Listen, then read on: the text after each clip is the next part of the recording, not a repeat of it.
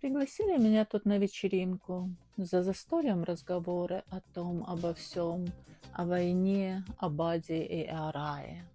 Запомнилась мне одна воинствующая религиозная дама, которая утверждала, что человек, прибегнувший к эвтаназии, никогда не попадет в рай, ибо самоубийство – это смертный грех, и гореть ему в адском огне вечно.